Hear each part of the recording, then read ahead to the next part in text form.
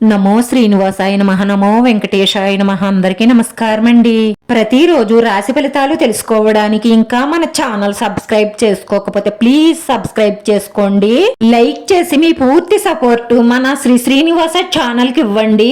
ఈ వారం రాశి ఫలితాలలో గోచార్య రీత్యా వృషభ రాశి వారు ఎటువంటి శుభాశుభ ఫలితాలను పొందుతారో తెలుసుకోవడానికి ఈ మన వీడియోని ఎక్కడా స్కిప్ చేయకుండా చివరి వరకు చూడండి.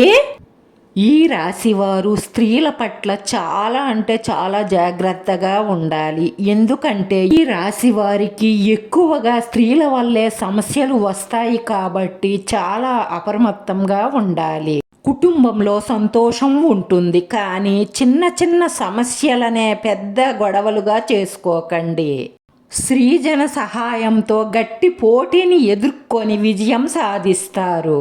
మనసుకు నచ్చిన సంఘటనలు జరగడం వల్ల సంతృప్తికరంగా కాలం గడిపే అవకాశాలే ఎక్కువగా గోచరిస్తున్నాయి. వృత్తి, ఉద్యోగ, వ్యాపారాలన్నీ కూడా సవ్యంగా సాగుతాయి.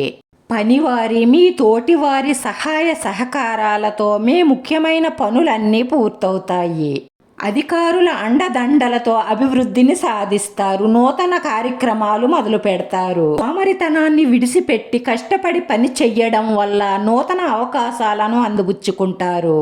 ఈ రాశి వారికి స్థానచలన మార్పులు గోచరిస్తున్నాయి. ఉద్యోగంలో బదిలీలు కానీ లేదంటే కుటుంబపరమైన మార్పు గోచరిస్తోంది.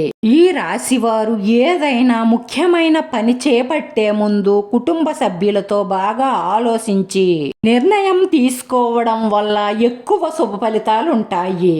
ఈ రాశి వారికి కలిసొచ్చే రంగు నీలం. ఈ రాశి వారి అదృష్ట సంఖ్య 6.